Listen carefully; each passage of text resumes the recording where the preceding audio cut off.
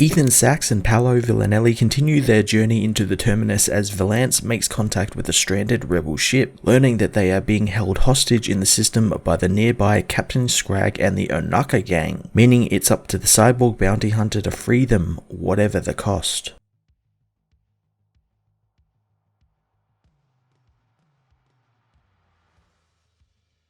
Ethan Sachs continues the exciting Terminus Gauntlet storyline by again wonderfully building on Valance's past and his lone wolf attitude, giving us another look at his time as an Imperial cadet and where that sentiment was born. The issue also does a great job bringing back an old storyline in that of Tonga, the hunter who was shot by Boba Fett, who is alive but heavily wounded, setting up a great revenge plot for her and Losha that will no doubt factor into the upcoming War of the Bounty Hunters, sending them on the trail of Fett along with a bunch of other hunters. One thing that the issue really does, as well as the series does quite well, is that it shows Valance's resourcefulness under pressure. Like we see him fight for survival in the past as a cadet and then use his pilot training from that time and a crappy fighter to get the best of the Onaka gang, whose mission just got a little bit more interesting for me since it looks like at least the rebel commander might actually be in on the heist with them. So that's going to be a fun thread to pull on in the next issue. Paolo Villanelli again pumps out some really awesome looking artwork here, particularly his space action with Valance in the X-Wing zipping around, and thanks to his colorist Arif Pirianto, there is a great sense of speed and ferocity to the attack, like it's happening in an instant and there is little time to react. Bounty Hunters issue 9 was another great installment to the Terminus Gauntlet storyline, giving us some further character development on Valance and his lone wolf nature, as well as a nice twist in the stuck rebel transport plotline that no doubt going to complicate Valance's future plans for the transport. I'm going to give this issue an 8.5 out of 10.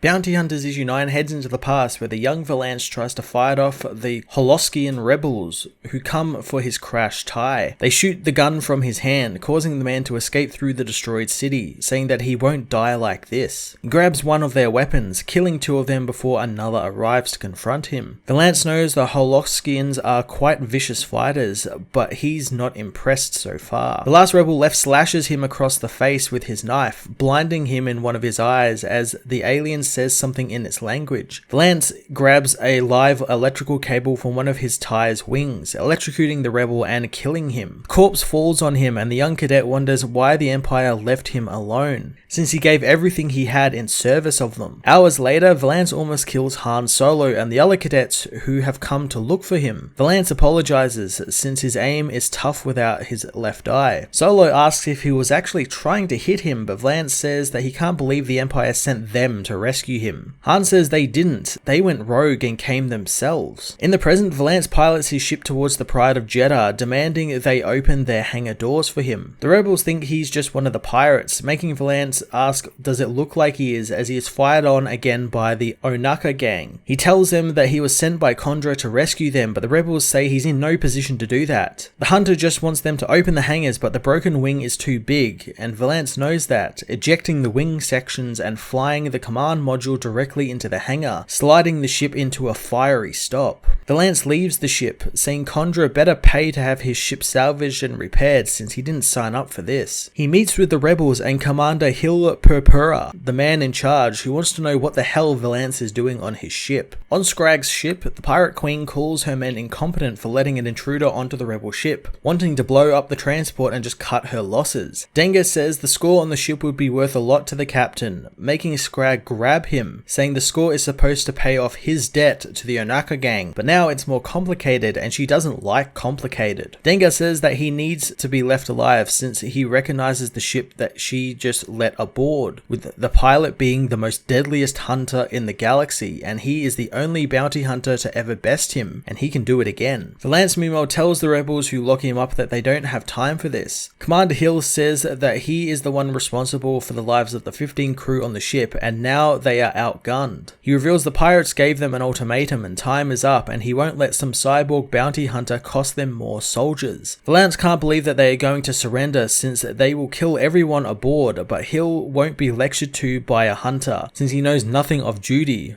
but Valance begs to differ. The commander leaves Private Sproul to guard the hunter as on Rushan, a ship lands, with its helmeted pilot disembarking before meeting with the Nexu trainer there, who knows her to be Losha Tarkon. Losha knows that he was the one who sent the message about her wife Tonga, wanting to know if Nakano Lash killed her. The man says that she was on Lash's space station above and there was a huge battle that lit up the sky. Going inside the house, Losha finds that Tonga is still alive, having used an escape pod to get clear of the station before it blew, and the blaster bolt she was hit with missed all her vitals, but still she sustained significant wounds, and before she passed out, she kept muttering Losha's name. Tonga soon begins to awaken as Valance gets to know the private guarding him, learning that she's a mechanic and not a fighter, joining the rebellion because she believed in it, and she wanted to get off her planet. But Valance wouldn't understand. Valance knows that she would be surprised as Sproul says that she's not a good mechanic either, since she can't understand why they are stalled in hyperspace. Soon an alert comes through from the pirates, telling them to prepare for boarding. Sproul lets Valance out, wondering if he meant what he said about the pirates killing everyone. Valance says they will, but he can stop them, asking if there is anything on board he can use. Sproul says that there are mining supplies and a half-working fighter. Valance asks what kind of fighter and later blasts out of the hangar in an old X-Wing, racing towards the pirate ship as the gang thought they took all the fighters down. Valance takes down one of the Weequay ships, saying that was for the broken wing. Valance heads for the command ship as Scrag tells her men to shoot down the fighter. Hill demands to know who is out there in the X-Wing, ordering his people to stand down. Valance contacts him, telling the commander that he's not a member of the rebellion, so he doesn't take orders from him. Valance maneuvers through the asteroid field between both ships, making it so the pirates cannot get a clean shot of him as he swings round behind them, blowing more of their fighters out of space. Valance knows that he needs to last long enough